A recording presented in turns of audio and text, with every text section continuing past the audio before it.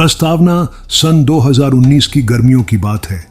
मैं एडोमांड अमन वर्मा दिल्ली विश्वविद्यालय में इतिहास के असिस्टेंट प्रोफेसर के रूप में कार्यरत था। मेरा शोध ब्रिटिश औपनिवेशिक काल के अनसुलझे रहस्य पर केंद्रित था। एक दिन विश्वविद्यालय के पुराने पुस्तकालय में शोध करते समय मुझे एक अत्यंत रहस्यमयी डायरी मिली जो 1947 की थी और कर्नल जेम्स विल्सन नामक एक ब्रिटिश अधिकारी द्वारा लिखी गई थी। इस डायरी के अंतिम पृष्ठ पर रक्त के धब्बों के बीच लिखा था, यदि कोई यह डायरी पढ़ रहा है तो समझ लें कि मैं अब इस दुनिया में नहीं हूं। खूनी अलमारी का रहस्य आज तक अनसुलझा है और शायद हमेशा के लिए अनसुलझा रहेगा। पृष्ठभूमि और प्रारंभिक जांच डायरी मिलने के बाद मैंने इसके बारे में गहन शोध शुरू किया। पता चला कि कर्नल विल्सन 1947 से पहले दिल्ली के सिविल लाइंस क्षेत्र में स्थित एक विशाल बंगले में रहते थे, जिसे अब भूतिया कोठी के नाम से जाना जाता था। स्थानीय लोगों का मानना था कि इस बंगले में एक अभिशप्त अलमारी है जो रात्रि के समय स्वयं खुलती है और उसमें से रक्त की धारा बहती है। अब तक जितने भी लोगों ने इस बंगले में रहने का प्रयास किया वे या तो पागल हो गए या रहस्यमय परिस्थितियों में मृत पाए गए। मैंने इस रहस्य की तह तक पहुंचने का निर्णय लिया। मेरे साथी शोधार्थी और मेरे विश्वसनीय मित्र डॉ. राजीव मल्होत्रा, जो मनोविज्ञान के प्रोफेसर थे, ने भी इस शोध में मेरा साथ देने का निर्णय लिया। हमने बंगले के मालिक से संपर्क किया और शोध के लिए अनुमति प्राप्त की। बंगले में प्रवेश और प्रथम अनुभव 15 जून 2019 की सुबह हम बंगले में पहुंचे। बंगला एक विशाल 2 मंजिला इमारत थी जिसकी वास्तुकला औपनिवेशिक शैली में थी। बाहरी दीवारों पर पीपल के पेड़ों की जड़ें छड़ी हुई थीं और मुख्य द्वार पर जंग लगा हुआ भारी ताला लटक रहा था। वातावरण में एक अजीब सी सन्नाटा और भारीपन था। जैसे ही हमने ताला खोला और अंदर प्रवेश किया, एक तीखी सड़ी हुई लकड़ी और मोल्ड की गंध ने हमारा स्वागत किया। अंदर का वातावरण अत्यंत ठंडा था, जबकि बाहर गर्मी का मौसम था। फर्श पर धूल की मोटी परत जमी हुई थी और पुराने फर्नीचर पर मकड़ी के जाले लटक रहे थे। राजीव ने कहा, अमन, इस जगह में वाकई कुछ अजीब है। मैं एक मनोवैज्ञानिक के रूप में कह सकता हूं कि यहाँ का वातावरण सामान्य नहीं है। हमने सबसे पहले बंगले के नक्शे का अध्ययन किया। बंगले में कुल 12 कमरे थे, जिनमें से एक कमरा पिछले हिस्से में स्थित था और उसे विशेष भंडारण कक्ष के रूप में चिह्नित किया गया था। कर्नल विल्सन की डायरी के अनुसार यही वह कमरा था जहां वह अभिशप्त अलमारी स्थित थी। खूनी अलमारी का सामना कमरे का दरवाजा भारी लकड़ी का बना हुआ था और उसे खोलने में हमें काफी बल लगाना पड़ा। जैसे ही दरवाजा खुला, हमारी सांसें रुक गईं। कमरे के बिल्कुल केंद्र में एक विशालकाय अलमारी खड़ी थी जो गहरे लाल रंग की थी, ठीक वैसे ही जैसे ताजा खून का रंग होता है। अलमारी लगभग 8 फीट ऊंची और 4 फीट चौड़ी थी। इसकी लकड़ी पर की गई नक्काशी अत्यंत विचित्र थी। विकृत मानव चेहरे, राक्षसी आकृतियां और ऐसे प्रतीक जिनका अर्थ समझ से परे था। अलमारी के दरवाजे पर एक विशाल लोहे का ताला लगा हुआ था जिस पर उभरी हुई अक्षरों में लिखा था, जो खोलेगा वह भुगतेगा। राजीव ने अपना कैमरा निकाला और विस्तृत फोटोग्राफी शुरू की। अमन, इस लकड़ी को देखो, उसने कहा। यह कोई सामान्य लकड़ी नहीं लगती। मैंने करीब जाकर अलमारी को छुआ। लकड़ी अत्यंत ठंडी थी, मानो बर्फ की बनी हो। और तो और, जब मैंने उसे छुआ तो मुझे लगा जैसे अलमारी ने स्पंदन किया हो, जैसे कोई जीवित वस्तु हो। डायरी के रहस्यों का विस्तार हमने कमरे में ही बैठकर कर्नल विल्सन की डायरी का अध्ययन फिर से शुरू किया। डायरी के पन्ने पीले पड़ चुके थे और कई स्थानों पर रक्त के धब्बे थे। कर्नल ने लिखा था कि इस अलमारी का निर्माण 1857 के प्रथम स्वतंत्रता संग्राम के तुरंत बाद हुआ था। ब्रिटिश सैनिकों ने इसमें कब्जा किए गए भारतीय क्रांतिकारियों को छुपाया और उनकी हत्या की। हमने कमरे में ही बैठकर कर्नल विल्सन की डायरी का अध्ययन फिर से शुरू किया। डायरी के पन्ने पीले पड़ चुके थे और कई स्थानों पर रक्त के धब्बे थे। कर्नल ने लिखा था कि इस अलमारी का निर्माण 1857 के प्रथम स्वतंत्रता संग्राम के तुरंत बाद हुआ था। ब्रिटिश सैनिकों ने इसमें कब्जा किए गए भारतीय क्रांतिकारियों को छुपाया और उनकी हत्या की। एक विशेष प्रविष्टि में लिखा था, आज रात मैंने स्वयं सुना, वह रोना, वह चीखें। मैंने अलमारी खोलनी चाहिए पर वह नहीं खुली।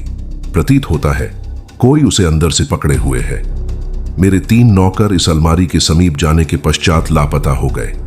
स्थानीय लोग कहते हैं कि अलमारी उन्हें निगल गई।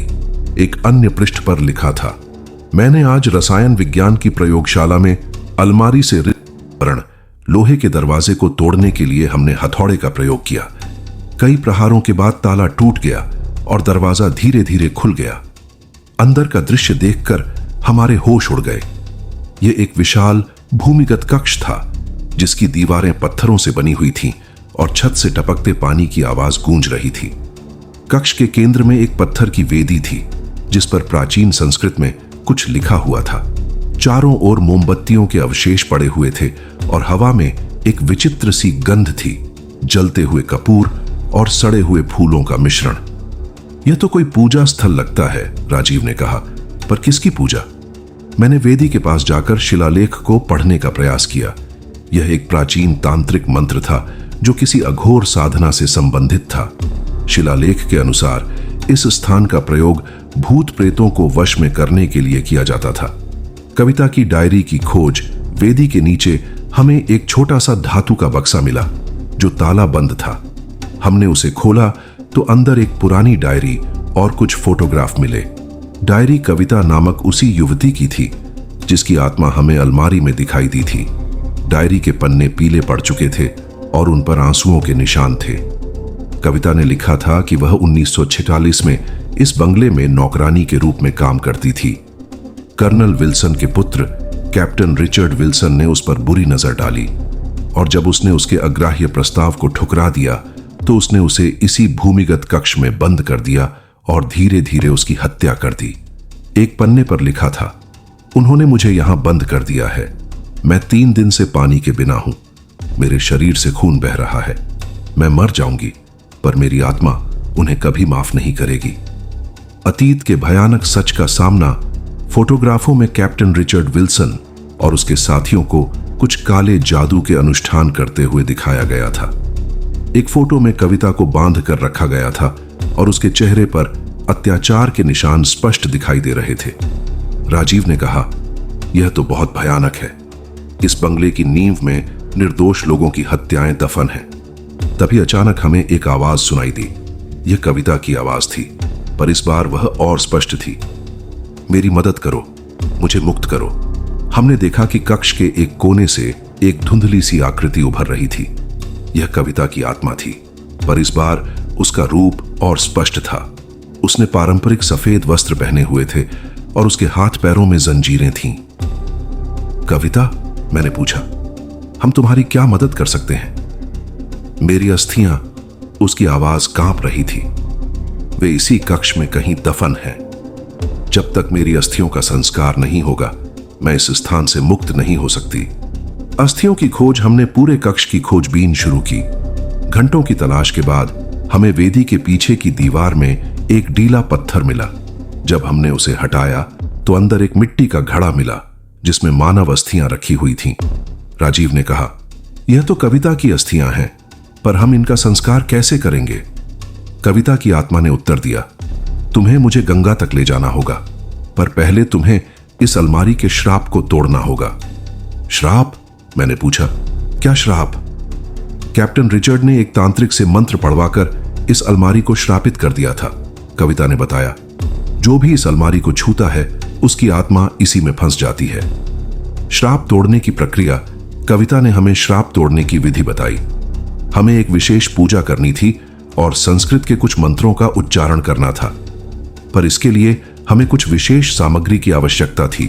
गंगाजल, तुलसी के पत्ते और एक विशेष प्रकार की धूप बत्ती। हमने तुरंत शहर जाकर यह सामग्री जुटाई। शाम तक हम वापस बंगले में थे और भूमिगत कक्ष में पूजा की तैयारी कर रहे थे। राजीव ने कहा, अमन, क्या तुम्हें लगता है कि यह काम करेगा? हम तो वैज्ञानिक हैं, यह सब अंधविश्वास लगता है। मैंने उत्तर दिया, राजीव, कभी कभी विज्ञान की सीमाएं होती हैं। आज तक जो कुछ हमने देखा है उसे विज्ञान से नहीं समझा सकते। पूजा और मंत्रोच्चार रात्रि 8 बजे हमने पूजा शुरू की।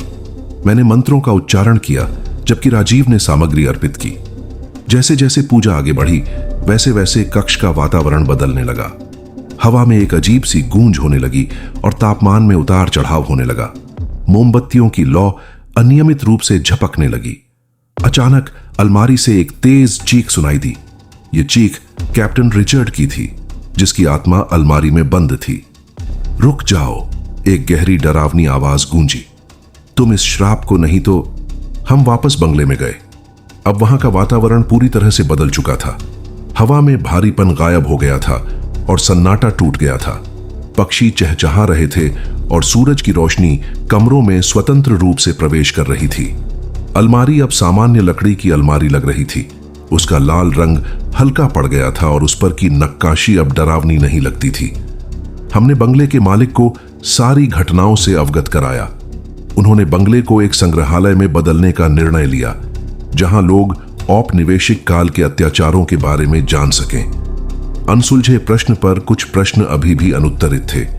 वह वृद्ध व्यक्ति कौन था जो हमें सुरंग में मिला था? क्या वह भी कोई आत्मा थी या कोई रहस्यमयी रक्षक? और सबसे महत्वपूर्ण, क्या वास्तव में इस अलमारी का श्राप पूरी तरह से टूट गया था या अभी भी कुछ ऐसा था जो हमारी समझ से परे था? हमने निर्णय लिया कि हम इस बंगले और अलमारी पर और शोध जारी रखेंगे, क्योंकि कुछ रहस्य इतने गहरे होते हैं कि उनकी तह तक पहुंचने में सालों लग जाते हैं। भविष्य की योजना, हमने एक शोध पत्र तैयार किया जिसमें हमने इस पूरी घटना का वैज्ञानिक और ऐतिहासिक विश्लेषण प्रस्तुत किया। हमने तय किया कि हम और ऐसे ही रहस्यमयी स्थानों की खोज जारी रखेंगे। राजीव ने कहा, अमन, आज हमने इतिहास का एक अनदेखा पन्ना पलट दिया है। मैंने सिर हिलाया। हां, पर अभी बहुत कुछ है जो हमें जानना है। शायद यह केवल शुरुआत है। उस रात जब हम बंगले से विदा हो रहे थे, हमें एक बार फिर कविता की आवाज सुनाई दी, पर इस बार वह आवाज आभार और शांति से भरी हुई थी। तुम्हारा धन्यवाद। अब मैं वास्तव में मुक्त हूं। हम जानते थे कि यह यात्रा समाप्त नहीं हुई थी। यह तो एक नई शुरुआत थी। रहस्यों और अनकही कहानियों की दुनिया में एक और कदम।